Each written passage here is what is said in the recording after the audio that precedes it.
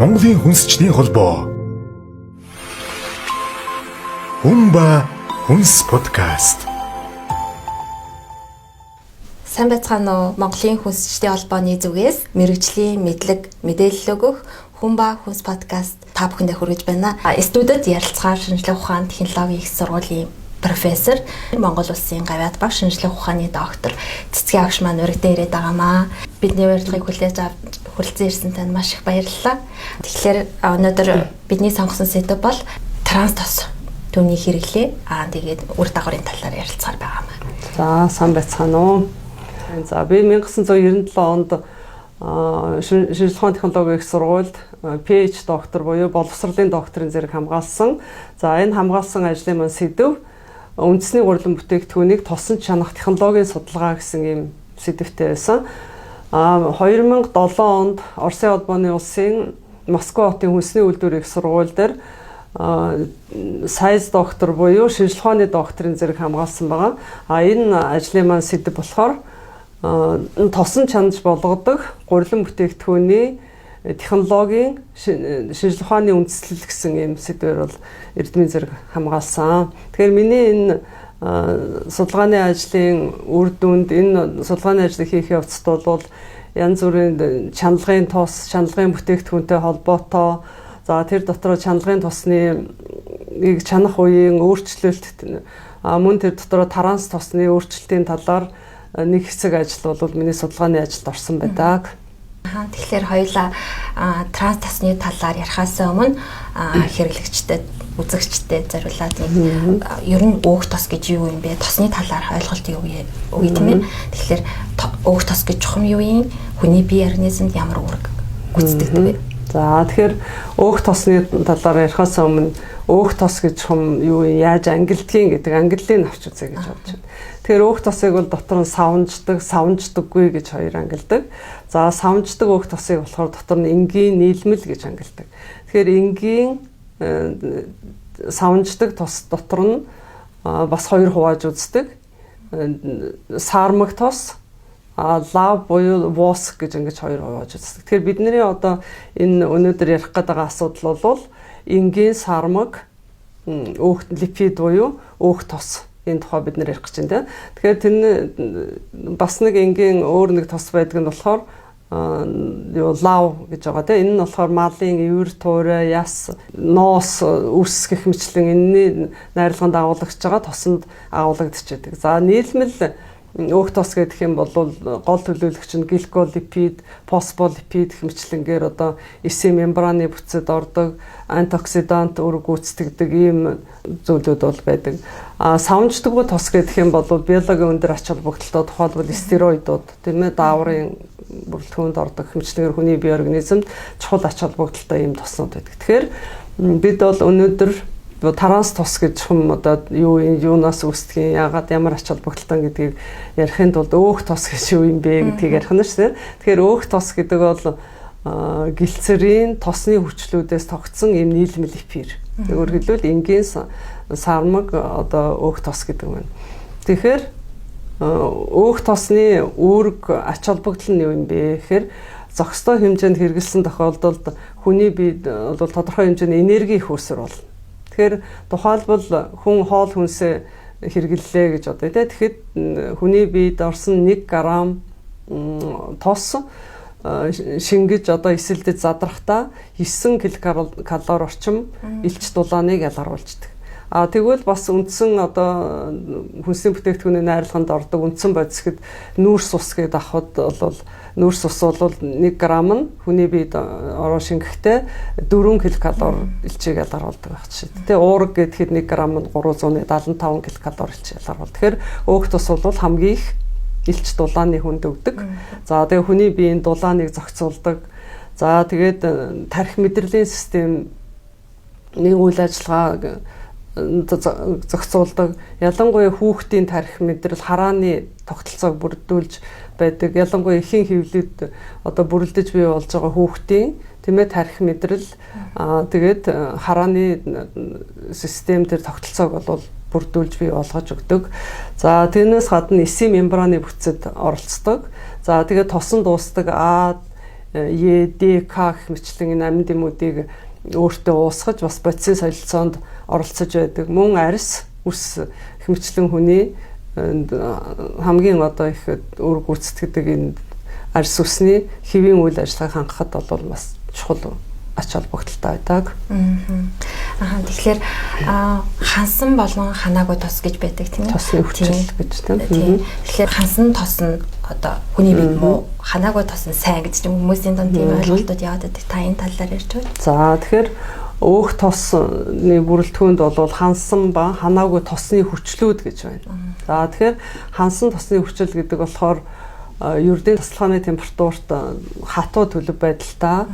За тэгээд нүүрс төрөгч хоорондын холбоо нь болохоор дан холбоотой ийм хүчлүүд байдаг. Тэгэхээр энэ хансан тосны хүчил бол амьтны гаралтай өөх тос, малын гаралтай сүүр бүтээгдэхүүн гэх мэтлэн ихэнхдээ мал амьтны гаралтай одоо түүхий бүтээгдэхүүнд бол хансан тосны хүчил их хэмжээтэй агуулгадж байдаг. Жишээлбэл одоо манай ард түмэн эртээр үесээ малынхаа өөхийг одоо шаргааж хайлуулад өөхөн тос олгоод тэргээр боорцох хийдэг тийм. Тэгэхээр энэ өөхөн тосонд бол хансан тосны хүчил бол харьцангуй хэмжээтэй байна. Тэгэхээр хансан тосны хүчил агуулсан тос их хэмжээтэй агуулсан тос бол хайлах температур нь өндөр байдаг. Жишээлбэл үхрийн өөхөн тос гэхэд 40-50 градус орчим хайлдаг. Тэгэхээр чи хүний биеийн температур хэдвүлээ те. Тэгэхээр манай ард түмэн дээр өөхөн тосон чансан боорцгоо одоо хэрэглээний өндөр соёлтой байсан. За энийг юу гэж ойлгох вэ гэхээр өөхөн тосондоо чансан боорцгоо халуун цайндаа хөшгөлж дэвтээж иддэг. Нөгөөр хэлбэл өөх тос гэдэг маань хүний гиз ходоодонд ороод имүүлс цэдмэг байдалтай болж аж тэгээд дараа нь өөх тосыг задлагч ферментийн нөлөөгөөр задарч хүний биед шингэдэг. Тэгэхээр урьдчилаад одоо тэр нөгөө өөхөн тосон чансан боорцгоо халуун цайндаа дэвтээгээд гисгээгээд дэвтээгээд ингээд идэж хэргэлдэг, хөшгөлөж иддэг тийм ийм ард түмэн ийм хэрэглээний өндөр соёлтой байжээ гэж ингэж хэлж болно. Тэгэхээр хансан тосны хүчил гэдэг маань болохоор их хэтрүүлж их хэмжээгээр хэрэглэх юм бол ялангуяа одоо юу гэдэг нь дотор өөх одоо их царцдаг одоо өөх тос өгдөг шээ. Тэрийг их хэмжээтэй хэрэглэх юм бол зүрх судасны өвчин үүсэх эрсдэлтэй гэж ингэж үздэг. Гэхдээ зохистой хэмжээнд хэрэглэх юм бол бас хүний биед ач тустай. Хэрвээ өөх тос дутагдах юм бол хүний дархлаас улардаг. Ялангуяа амьтны гаралтай өөх тос өндөг хэмчлэн энд бол архидоны хүчилгээд дархлааны системийг дэмждэг ийм тосны хүчил бас агуулгадчихдаг. Тэгээд тэр тосны хүчил бол ургамлын гаралтай тосонд бол төдийлөн байдгүй гэж ингэж үздэг. За ханаагүй тосны хүчил гэх юм бол ердийн тасалгааны температурт одоо шингэн төлөв байдалтай нүүрс төрөгч хоорондын холбоо нь бол хоёрлсон ийм давхар холбоотой ийм нэгдлүүд байдаг. Тэгээд ханаагүй тосны хүчил бол дотроо нэг давхар холбоо ханаагүй тосны хүчил бол моно ханаагүй тосны хүчил, поли ханаагүй тосны хүчил гэж ингэж ангилагдчихэдэг. Тэгэхээр поли ханаагүй тосны хүчил ихээр агуулсан энэ тос бол жишээлбэл загсны тос, наран цэцгийн тос, эрдэн шишийн тос зэрэг бол багтдаг. Моно ханаагүй тосны хүчлийн их хэмжээгээр агуулсан тос бол жишээлбэл чидүүн жимсний тос байдаг. Ооловын тос гэх манайх байдаг тийм. Чидүүн жимсний тосонд бол 80% нь олеоны хүчил агуулгадчихэдэг. За мөн арабсын тос, төрөл бүрийн самрын тос хэмчлэн эдгээр нь бол моно ханаагүй тосны хүчил бол ихээр агуулсан байдаг. За эдгээр нь хүний ханаагүй тосны хүчил нь бол зүрх судасны өвчний эрсдлийг бууруулах, холестеринийг бууруулах, за тархи мэдрэл, харааны тогтолцоог сайжруулах хэмчлэн чухал ач холбогдолтой байдаг. За эдгээрийн тухайлбал омега 3, 6 гэдэг та хүмүүс мэдчихэж байгаа тийм. Тэгэхээр омега 3 гэдэг нь болохоор линолены хүчлийн уламжлал. За энэ нь үргэлжлэлийг ангаах, судасны хатуурлаа сэргийлэх, чихрийн шижингээ сэргийлэх, хавдар үүсгээ сэргийлэх мэтлэн чухал ач холбогдолтой. Ийм бэлтгэл байдлаар гаргаад авцсан хэрэгжилж байдаг шүү дээ, тийм ээ. Омега 6 гэдэг нь болохоор линолийн хүчлийн уламжлал буюу энэ янз бүрийн хайрс үлд, үе мөчний өвчин, чихрийн шижинх өвчнийг бол ангаах, урьдчилан сэргийлэх ийм ач холбогдолтой байдаг. Тэгэхээр ер нь ялангуяа энэ моно ханаагүй тосны хүчлийг өргөн хэрэгэлдэг үндэстний дунд жишээлбэл одоо Итали, Испани гэдэг юм уу те энэ орны хувьд бол зүрх судасны өвчин, хөхний болон бүдүүн гидсний хавдар бол энэ өвчин бол маш бага байдаг гэж ингэж үздэг. Тэгэхээр ханаагүй тосны хүчил маань дотроо цис изомер, транс изомер гэж дотор хоёр хуваагддаг. Тэгээд энэ цис изомер нь болохоор харьцангуй хүний бие организмд илүү ач тустай, эрүүл мэндийн ач холбогдолтой байдаг. Транс изомер нь бол бас одоо чухам ямар тохиолдолд юунаас үүссэн гэдгээс хамаарат хүний эрүүл мэндэд нэг бол ач тустай, нөгөө бол муу үр нөлөөтэй гэсэн юм хоёр талтай. Ер нь бүх юм л сайн муу хоёр талтай байдаг шүү дээ, тийм ээ. Тэгэхээр хансан ханаагүй тосны хүчил бол өөр ингэсэн юм юута найрлага шинж чанар ач холбогдолтой. Тэгэхээр тос болгон хансан бөгөөд ханаагүй тосны хүчлийг тодорхой хэмжээгээр агуулна. Жишээлбэл ихэнх амтны гаралтай тос бол ихэнхдээ хансан тосны хүчлийг ихээр агуулдаг байна тийм. Нэгэр хэлбэл 60%-аас дээш хансан тосны хүчил агуулсан 40%-аас одоо доош ханаагүй тосны хүчил агуулсан бол илүү хатуу тос болоод явчихна тийм. Гэтэл ургамлын тосон дотроос ургамлын тос гэхэл дандаа шингэн байдаг гэж хүмүүс ойлгоод байдаг тийм. Тэгвэл тэр дотроос бол далдуу модны тос, какао тос, одоо коксовой масла гэдэг. Тэгэхээр наргил модны тос энэ гурав болвол ердийн тасалгааны температурт бас хатуу төлөв байдалтай байдаг. Яагаад тэгэхээр одоо жишээлбэл далдуу модны тосыг аваад үзэх юм бол далдуу модны тосны найрлаганд хансан тосны хүчил нь 57%, одоо нийт тосны хүчлэг 100% гэдээ үзэх юм бол 57%, ханаагүй тосны хүчил нь 43% байдаг. Тэгэхээр нэгөр хэлбэл хансан тосны хүчил нь ханаагүй тосны хүчлээсээ ч ялгүй их хэмжээтэй байна тийм. Тэгэхээр тасалгааны температурт хатуу төлөв байдалтай. Тэгээд хайлах температур нь их бага байдаг. Ерөөсөө далдуу модны тос гэхэд 33-аас 39 градуст л хайлдаг. Тэгэхээр шингэцэн тэр хэмжээгээрээ бас далдуу модны тосны шингэц бол илүү гэсэн. 95.8% шингэцтэй гэж Орсын эрдэмтэд судалж тогтоосон байдаг. Тэгтэл сүүний тос гэхэд 90.8% шингэцтэй ч гэдэг юм уу те. Хэмжлэнгээр бүр шингэн ургамлын тос гэхэд 98% шингэцтэй ч гэдэг юм уу те. Хүний бие организм шингэх шингэц нь бас энэ ямар тосны хүчил агуулж ийн ямар юу вэ гэдгээсээ хүний биед ямар нөлөө үзүүлэх вэ гэдэг нь бол шалтгаалдаг. Тэгэхээр транс тос гэж юу вэ? Яг хүний биед хортой юу? Тий хаанаас үүсэлтэй өгдөхийн та ярьж байгаа. Тэгэхээр транс тос гэдэг маань одоо ерөнхийдөө дэлхийн нийтээрэл транс тосол гэж нэрлэдэг байгаа тийм.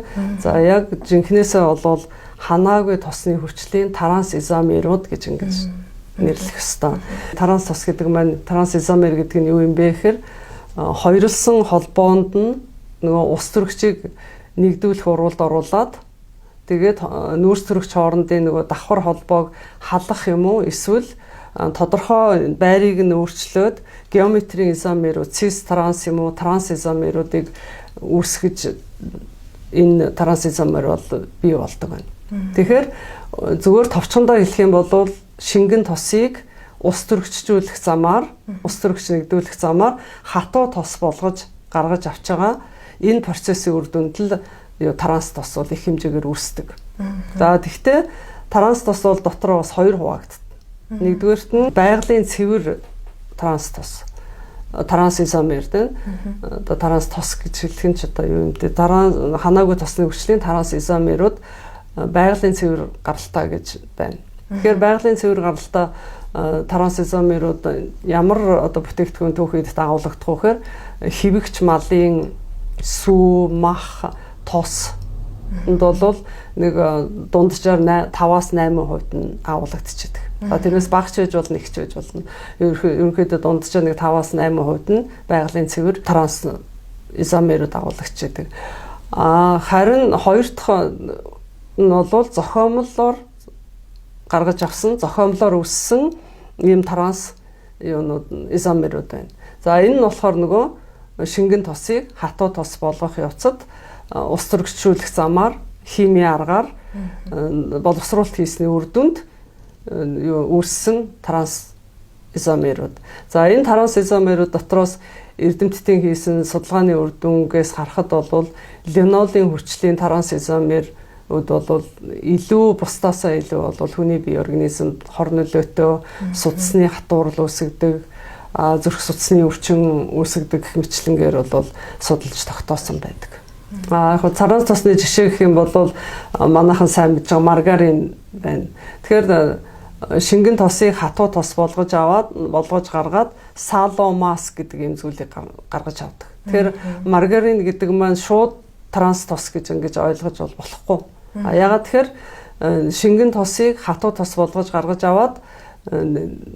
авсан тэр саломас нь маргарины үндсэн түүхийн эд нь болдог.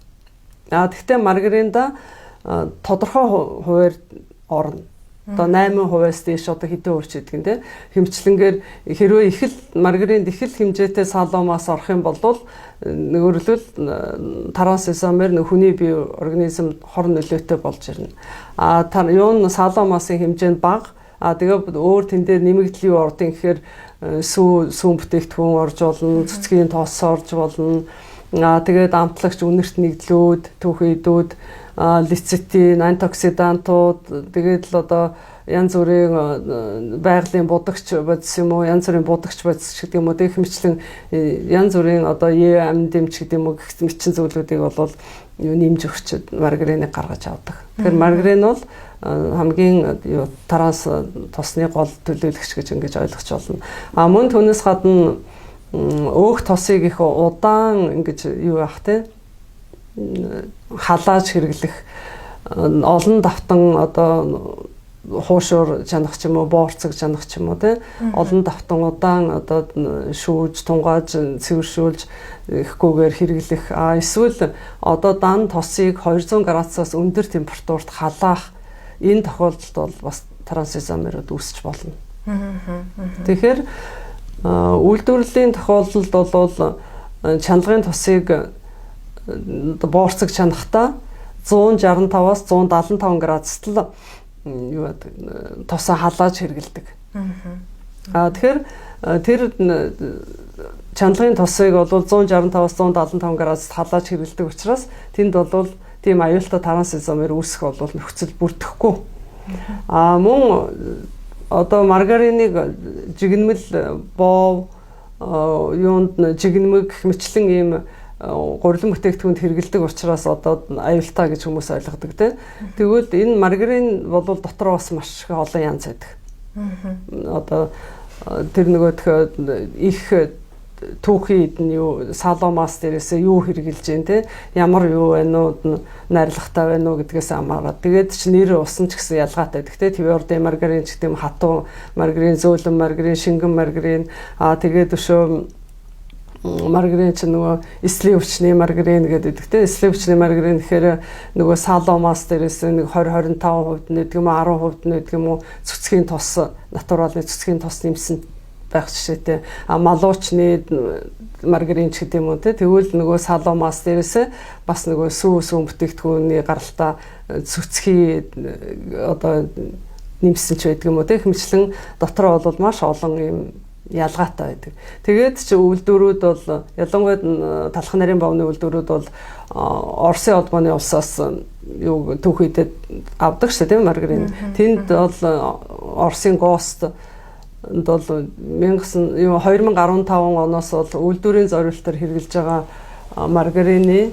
таранс тосны агуулмж 8%-аас ихэхгүй байна гэж ингэж заасан байжгаад 2018 оноос энэ стандарт нь өөрчлөгдөөд таранс тосны агуулмж нь 2%-аас хэтрхгүй байна. Тийм ээ нийт тосныхоо 2%-аас хэтрхгүй байна гэсэн ийм заалт орсон байдаг.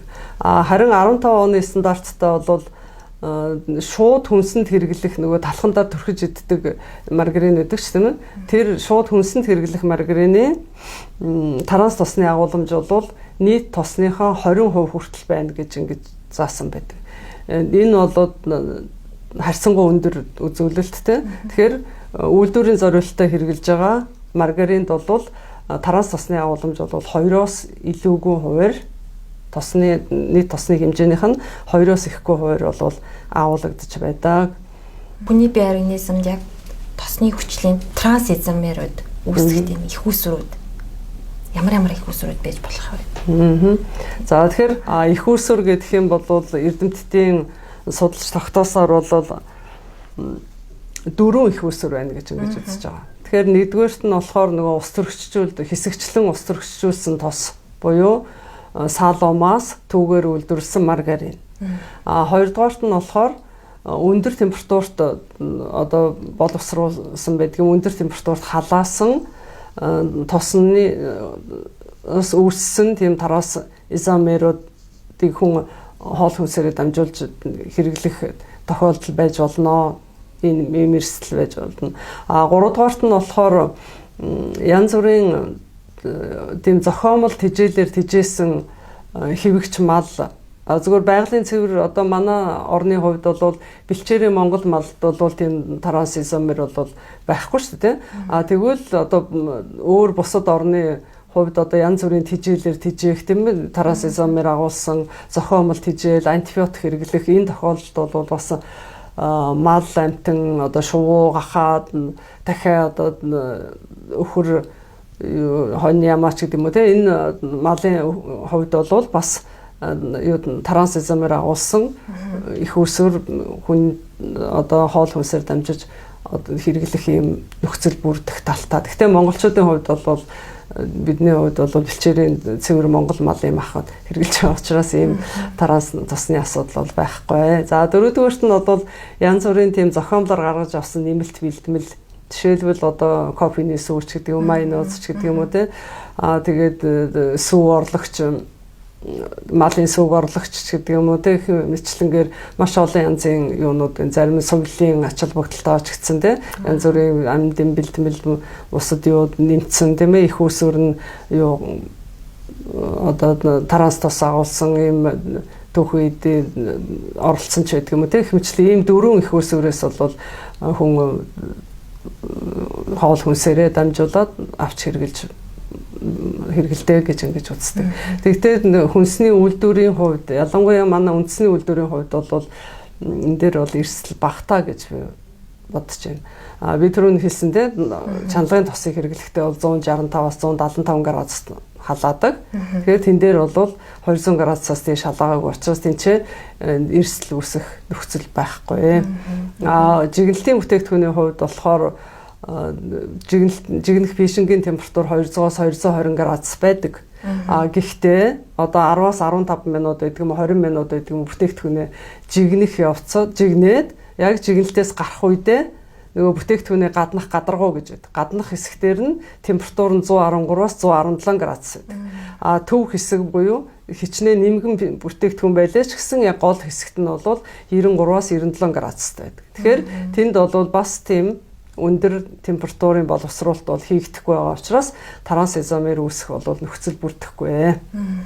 Таны судалгааны ажлын тодорхой хэсэг нь чанлагын тосонд одоо чанах үеийн найрлагын өөрчлөлтийг судалж тогтоосон байсан тийм. Тэгэхээр энэ талаар танилцуулаач. Миний шинжилгээ ухааны докторийн ажлын сэдэв би түрүүнд хэлсэн тийм ээ тосон чанаж болгодог гурилан бүтээгдэхүүний технологийн шинжилгээ ухааны үндэслэл гэдэг. За энэ ажлыг одоо би 2002 оноос 2007 оны хооронд Оросын холбооны улсын Москва хотын хүнсний үйлдвэрийн их сургууль дээр тэр сургуулийн болоод тосны судалгааны институтын өндөр мэргэжлийн одоо багш нартай хамтарч гүйцэтгэсэн байдаг. За энэ судалгааны ажлын тодорхой хэсэг нь болохоор чанлагын тос, тосон чанах үеийн тосны хүчлийн бүрдлийн өөрчлөлт тэр дотроо таранс тосны өөрчлөлтийг бол бас судалсан байгаа. За тэгэхээр манай орон Монгол улс болохоор 1999 он хүртэл бол цэвэр одоо үйлдвэрийн аргаар боловсруулсан өөхөн тосонд боорцог бүтээгдэхүүнээ чанаж ирсэн юм түүхтэй. 1999 оноос эхлээд бол янз бүрийн ургамлын гаралтай тоос тухайлбал одоо арабсын тоос, наран цэцгийн тоос, шар буурцгийн тоос, далдуу модны тоос, гахаан тоос гэх мэтлэн ийм импортын тосон ийм бүтээгдэхүүнийг бол Герман, Оросын холбооны улс, бүгд найрамд Хятад ард улс, Сингапур, Малайз, Тайван гэх мэтлэн ийм орнуудаас анх бол 1999 оноос эхэлж импортлсон байдаг. За тэгээд тэр үед одоо би 2002 оноос судалгаа хийж эхэлсэн гэхэд тэр 99 оноос эхлээд үйлдвэрт ер нь яаж чанлагын тосыг хэрэглэдэг байсан гэхээр далдуу модны тос, өөхөн тос хоёрыг бол хольж хэрэглэдэг байсан. Ер нь ихэнхдээ 50-50% юм уу 70-30%-аар ингэж хольж хэрэглэдэг байсан. Тэгээд энэ дээр үндэслээд би өөрийнхөө судалгааны ажил дээр болохоор яг цэвэр үйлдвэрийн аргаар боловсруулсан өөхөн тос тэгээд далдуу модны тост хоёрт хэрэгжилж ирсэн тийм. Энэ хоёр тосыг аваад за тэгээд тэр хоёр тосыг тодорхой харьцаагаар хооронд нь холиод тэгээд тэр их тос холсон тоснуудынхаа тосны хүчлийн бүрдлийг тодорхойлсон байна.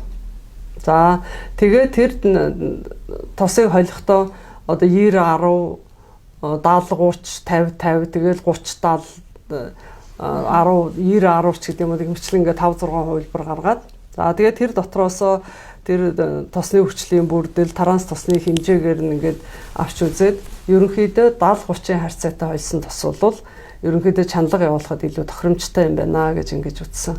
За тэгээд тэр бүх тэр хувилбароос гаргаж авсан тосондоо бүтээгдэхүүн чанаад тэгээд тодорхой хугацаанд одоо 1 цаг чанлага явуулаад дээж аваад шинжилээ тий 4 цаг чанлага явуулаад шинжилээ. Гэхдээ мэдээж хэрэг нэлээд том тийм хагас үйлдвэрлэлийн туршилт явуулж байгаа шүү дээ. Тэгээд өшөө 8 цаг, 12 цаг, 16 цаг хэмжлэнгээр ингээд чанлага явуулаад туршилт хийхэд транс изомерийн хэмжээ нь одоо их 70-30-аар одоо өөхөн тос, далдуу модны тос хоёрыг 70-30-аар холсон тосонд нэг 5 орчим хувийн транс изомер байсан бол 8 цаг чанлага явуулах үед бол транс изомерийн хэмжээ 1.8 болж буурч байгаа. Тэгээд ингээд хэвлийн тойм бусад эрдэмтдийн хийсэн судалгааг үзэхэд бол бас Оросын холбооны улсын бол Пончик тэгээд Пирожки энэ төр тосон чандаг шүү тийм ээ. Тэгэхэд бол бас тэр эрдэмтдийн хийсэн судалгаагаар бол нэг 8-10 цаг чанлага явуулахад транс изомерийн хэмжээ нь багасдаг. Тэрнээс цааш нь олон удаа давтан ийм чаналт явуулсан тохиолдолд транс изомерийн хэмжээ нэмэгдэх магадлал байж магадгүй гэсэн ийм дүгнэлт бол байсан. Тэгээ бидний хийсэн судалгаан дээр болохоор ерөнхийдөө 8 цаг хүртэл чанахад бол транс изомерийн хэмжээ эрс буураад цааш нь бол нэг их өсөж нэмэгдээгүй тодорхой төвшөнд бол байрч байсан. Тэгээ бидний судалгааны ажлын үр дүнг бол үйлдвэрүүд авч хэрэглээд далдуу модны тос өөхөн тосыг бол хольж хэрэглэдэг байсан. Харин сүүлийн үед ер нь миний яаж байгаагаар бол 2010 оноос хойш бол ерөнхийдөө үйлдвэрийн аргаар боловсруулдаг өөхөн тос байха болоод тийм ерөнхийдөө далдуу модны тосонд л голцоо чанлага явуулж байгаа. Тэгэхдээ одоо ч гэсэн зарим одоо нарийн бовны үйлдвэр байна л да. Өөрсдөө малчтаас өөхөн тос өөх аваад сүүл аваад тэрийгэ өөрийнхөө үйлдвэрт ингээ жижиг цех зохион байгуулаад тэндээ тэрийгэ жижиглээд шаргаагаа тайлуулаад тийм ээ өөхөн тос сүүлний тос гаргаж аваад тэрийгэ бүтээгдэхүүн чанах бүтээгдэхүүний тодорхой жор орцонд нь одоо чанлагын бүтээгдэхүүндээ тодорхой хэмжээгээр хэрэгэлдэг ч юм уу тийм үйлдвэр байна. За мөн өөрсдийнхөө хэрэгэлдэг одоо тосыг арай өндөр чанартай юу авдаг тэр авч байгаа газраас нь транс тосных нь агуулмжийг тодорхойлох юу лабораторийн шинжилгээний үр дүнгэнтэй хүлээж авдаг ч юм уу тийм үйлдвэрүүд бол байгаа. Тэгэхээр талх нарийн бовны үйлдвэрүүдийн хувьд бол энэ транс тос бүтээгдэхүүнд нь байх бол тийм үндэслэл харьцангуй бага. За тэгээд ч 2019 онд шинжилгээ ухааны академийн химийн технологийн хүрээлэнгийн хэсэг эрдэмтэд судлаачид бол хүнсний бүтээгдэхүүний найрлаган дах транс тосныг тодорхойлох төрөвчлсэн аргаар тодорхойлох юм боломж гэсэн судалгааны ажил хийсэн байдаг. Тэгэхээр энд бас 30 гаруй нэр төрлийн боорцог тэр дотор одоо 30 гаруй нэр төрлийн бүтээгдэхүүн сонгож авсан байгаа судалгааны объект болгоод. Тэгэхээр тэнд бол боорцог, нарийн бов, жигнэмэг, цэцгийн тоос, маргарин, ургамлын одоо наран цэцгийн тоос, далдуу модны тоос, шоколад, чипс гэх мэтлэнгээр одоо бүтээгдэхүүнүүд багтсан байгаа. Тэгээ зарим нь импортын бүтээгдэхүүн, зарим нь эх орны одоо дотоодын үйлдвэрийн бүтээгдэхүүн. Тэгэхэд бол энэ судалгааны ажлын үр дүнгээс харахад бол дотоодын бүтээгдэхүүний трансизомерийн хэмжээ бол нэг 0.5% хүртэл харьцангуй одоо бага гэсэн үг тийм. Импортын бүтээгдэхүүний их бол нэг 1.2% хүртэл ч гэдэг юм уу тийм. Гэх мэтлэнгээр бол тогтоогдож тодорхойлогдсон байдаг.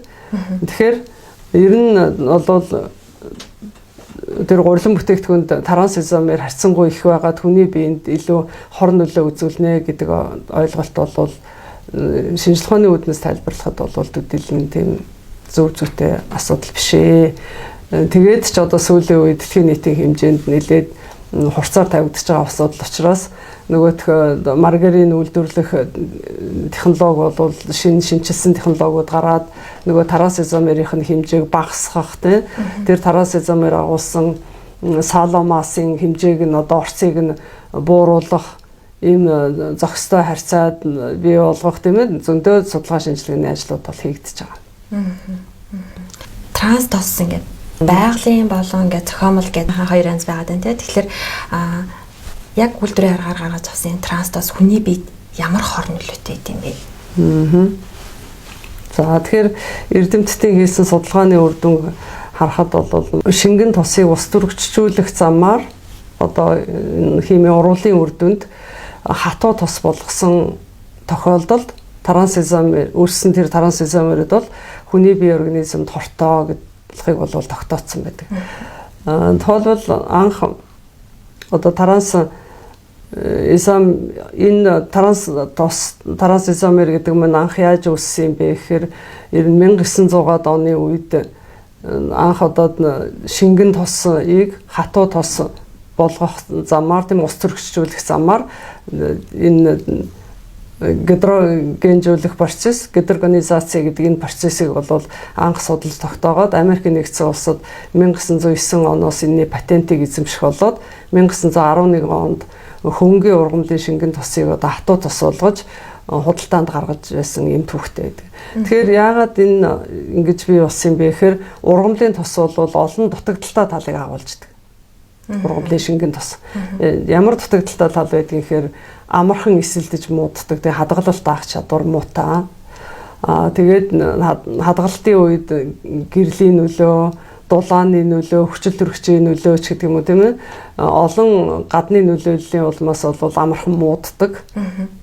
За тэгээд нэр төрлөн цөөхөн хадгалахад бол тэсвэргүй гэж хэлсэн дээ. Тэгээд өшөө тэрнийг савлахад бол түүхтэй талхандаар түрхэж хэрглэж болохгүй хэрэглээний хязгаарлагдмал хэмжлэнгээр олон ийм дутагдaltaй талууд байсан учраас тэрнийг хатуу тос болгосны үндсэн дээр хадгалагдах чадвар нь сайжирсан тий үн өртгөн нь одоо хямдарсан тэгээд нэр төрөл нь олширсан одоо маргарин гэлдэг чинь одоо маш олон нэр төрлийн маргариныг тэндээс гаргаж авсан байдаг тий тэгээд өшөө гоо сайхны бүтээгдэхүүн лад одоо савн ч гэдэм үү тэг хэмжлэн одоо янз бүрийн бүтээгдэхүүн үйлдвэрлэх боломжтой болж ирсэн байна.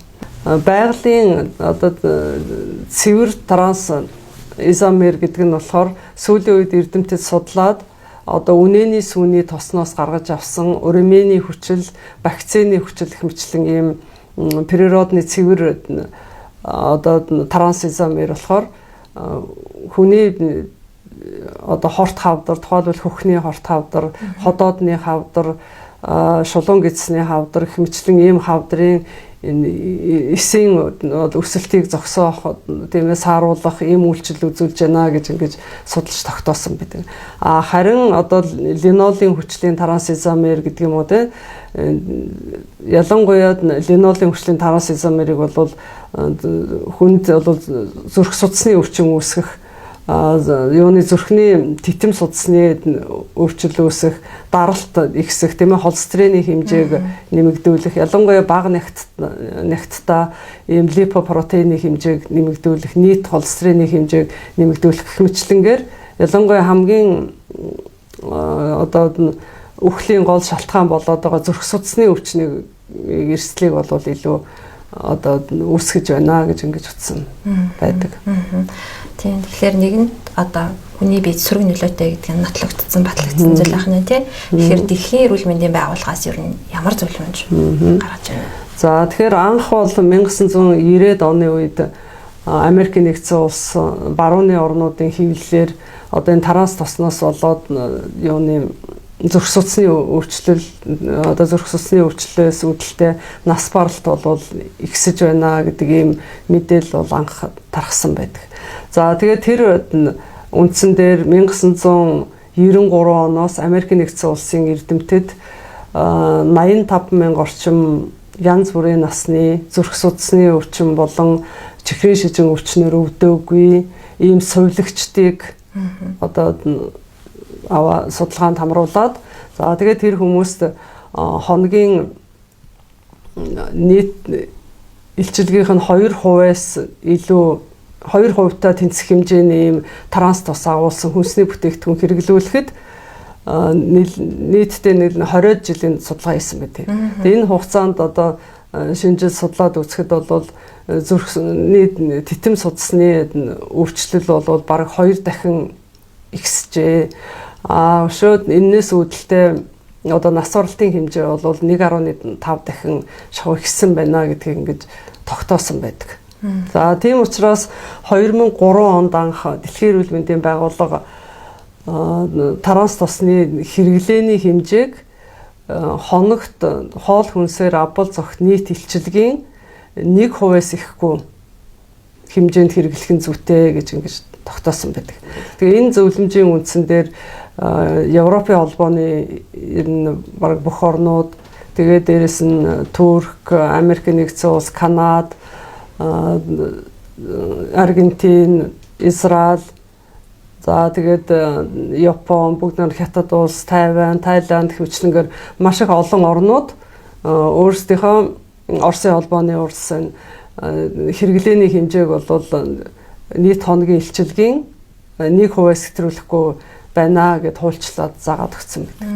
За тэгээд бас тодорхой хэмжээнд одоо бүтээгдэхүүний шошгондоор тэр таранс тосны хэмжээг бол бичиж өгөхийг бол зарим орнуудад бас заавал бичиж өгнө гэсэн юуг бол зааж өгсөн байдаг. Тэгэхээр манай орны хувьд бол мэдээж хэрэг асуудлыг бол янз бүрийн төвшөнд хилцүүлэг явуулдаг, тийм ээ, ярилцдаг, бичдэг ийм асуудал бол байгаа. Тэгвэл яг одоо импортоор орж ирж байгаа тосон бүтээгдэхүүний агуулгадж байгаа таранс тосны хэмжээг нь тодорхойлдог ийм тогтсон нэгдсэн одоо систем, лаборатори бол одоохондоо хараахан байхгүй байна.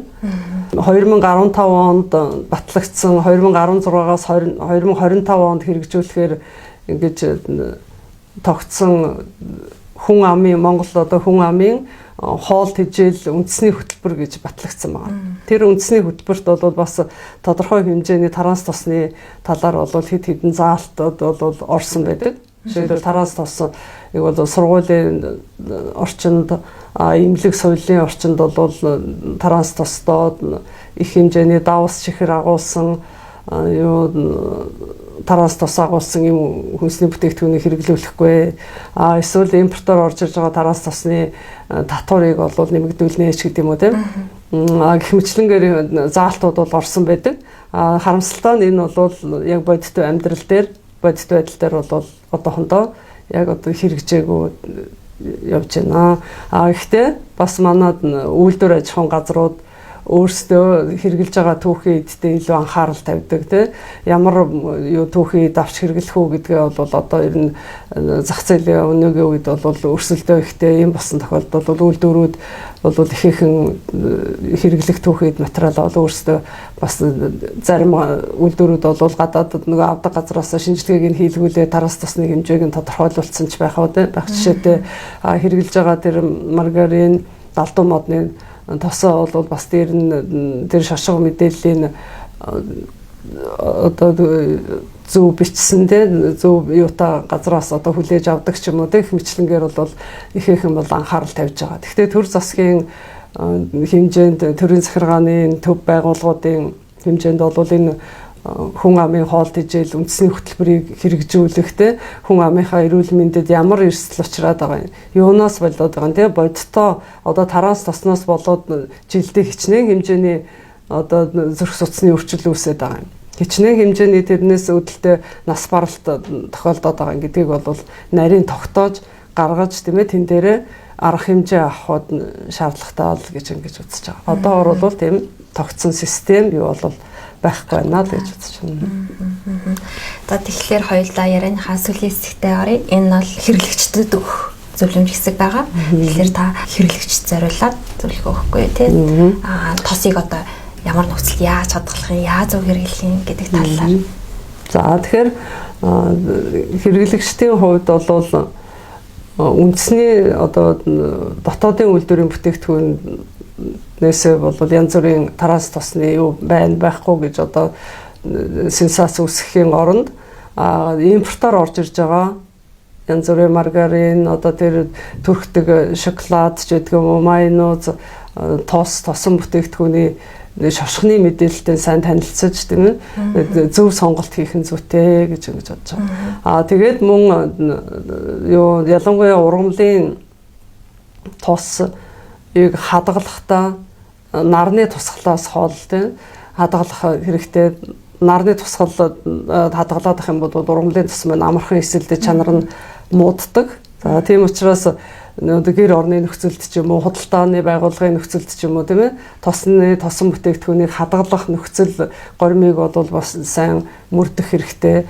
Тэгээд ер нь хэрэглэгчид бол тосыг бас гэрийн нөхцөл хэрэглэхдээ маш их өндөр температурт халааж болохгүй тийм 200-аас дээш градус тэрнээс зүгээр хоол унд уурч хэрэглэж салаад юунд хийж хэрэглэх болно шүү дээ тийм ялангуяа одоо чидүүн жимсний тос оловын тос ч юм уу те одоо харьцангуй хүнтэй байдаг болохоор хүмүүсийн хэрэглээ бас хязгаарлагдана шүү дээ. Тэгэхээр тийм тоснуудыг илүү төлхөө хэрэгжилж явах юм бол бас бидний эрүүл мэндэд ач тустай шүү гэж хэлээ. Тэгээд одоо манай орны хувьд бол төр засгаас анхаарал тавьж ард түмнийхээ эрүүл мэндийн төлөө энэ тараас тосны хэрэглээг хэмжээ одоо бүтээгдэхүүнд агуулгадах хэмжээ энийг бол бас нормчилж тогтоож өгөхтэй хуулиуд дүрм гаргах дүрм журам боловсруулах ийм ажлууд бол нэн даруй хийх шаардлагатай байна гэдэг нь бол зөв ёсоор одоо харагдаж байна. Тийм учраас хэрэглэгчдийн хувьд хэлэхэд бол шошгоны мэдээлэлтэй сайн танилцаа тийм ээ жигнэмэг тэр янз бүрийн импортоор орж ирж байгаа бүтээгдэхүүнүүдийн шошгоны мэдээлэлтэй бол сайн танилцаж ингэж сонголт хийгээрээ зөв сонголт хийгээрээ тэгээ янз бүрийн мэдээллийг бол бас зөв талаас нь шүүж тунгааж тийм өөрийнхөө эрүүл мэндийн төлөө одоо зөв мэдээлэл авч зөв сонголт хийгээрээ гэж хэрэглэгчдэд бол уриалхана. Нэг зүйл дээр тодруулъя. Хэрэглэгч шошготой их танилцаарай, шошготой нөхөрлөөрөө тэндээс хараад мэдээлэлээ аваарай гэж байна те. Тэгэхээр таранс тос агуулсан бүтээгдэхүүн яг ямар нэршлэр шошгонд байдаг вэ? Энэ талаар тань. За хоёу ер нь ихэнх бүтээгдэхүүний хувьд бол яг таранс тос гэдгээрээ тийм ээ таранс тос хэдэн хувь 20% ч гэдэг юм уу тийм тос нийт тосны 20% нь байна ихгүй байна эсвэл одоо үйлдвэрт хэрэгжилж байгаа одоо маргарин тэгэхэд 2%-ээс ихгүй байна ч гэдэг юм уу тийм таранс тос гэдгээрээ бичсэн байдаг. Тэрнээс гадна одоо орцсон найрлагыг харах юм бол гидрогенжүүлсэн тос ч гэдэг юм ус төрөгчжүүлсэн тос гидрогенизированный жир ч гэдэг юм уу те Оросоос орж ирж байгаа юу бол эсвэл саломас ч гэдэг юм уу. Тэгээд тэр дотор өөр орцонд нь тэр төрлийн юу орсон байна те. Тэгээ маргарин хэм бол маргарин дотроо одоо тосны агуулмж нь хэд вэ? 50% байлаа гэхэд 50%-ийнх нь нийт тосных нь 20% нь тараас тос байна гэж бичсэн байвал тэр тос бол мэдээж хэрэгэд эрсдэл өндөртэй л гэж ойлгоо шүү дээ тий. Тэрнээс биш тараас тос нь нийт тосных нь 2%-ээс ихэхгүй байна гэсэн байх юм бол энэ бол ямар ч аюул эндэгдэлгүй гэж л ингэж ойлгоо. За тэгээд ер нь цаашдаа Монгол оронд өөр ингэсэн лабораторитой болж тий өөр лабораторийнхоо чадамжийг сайжруулж одоо манад бол бас томоохон лабораториуд байна шүү дээ. Тухайлбал шинжилгээний академийн химийн технологийн хүрээлэнд байж лабораторийг чадамжийн сайжруулад трансизомоор тодорхойлдог болгож болж байна. Хүнстэйх корпорац, шинжлэх ухааны технологийн сургуулийн хүнс судлалын лаборатори, шим судлалын лаборатори гэдээ байж байна. Тэгээ нийгмийн эрүүл мэндийн үндэсний төвийн лаборатори, мэрэгжлийн хяналтын албаны лаборатори хэмжлэнгээр сүүлийн үед бол ер нь тэгээд ихтэй сургуулиудын лабораториуд хэмжлэнгээр чадамжийн дээшлүүлээд одоо хүмүүсийн эрүүл мэндийн төлөө хүнсний бүтээгдэхүүн төр үнэхээр одоо таранс тус нь ямарт нь илүү байгаад байгаа юм тий. Ямар таранс тус нь хүнд хортой нь байгаад байгаа юм уу тий. Хоргоо нь байгаад байгаа юм уу. Эсвэл одоо тэр нь их байгаад байгаа юм уу, бага байгаад байгаа юм уу. Зүгээр нэг ярих хүчтэй боддоор энийг үзүүлж харуулж одоо ийм байх шүү гэдгийг бол боддоор л үзүүлэх тийм өөрийн лабораторитой хууль эрх зүйн акттай ийм л болох нь зүйтэй бусад орны жишгээр тий олон улсын жишгээр ингэж л ийм байдалтай л Монгол улсад нэлээд дэвшил хийхгүй бол одоо болохгүй цаг үе иржээ л гэж ингэж хэлмээр байна. Бидний урилгыг хүлээн авч хүрэлцэн ирсэн багштай маш их баярлалаа. Таны ажилд өндрөөс өндөр амжилт хүсье. Дараагийн дугаараар хүнсний бүтээгдэхүүний шошгыг хэрхэн зөв уншиж хэрэглэх талаар хүргэх болно. Төр нь алсын хараатай бизнес эрхлэгчид нь хариуцлагатай иргэдэн мэдлэгтэй байх болтугай гэдэг энэ удаагийнхаа дугаарыг өндөрлөж байна.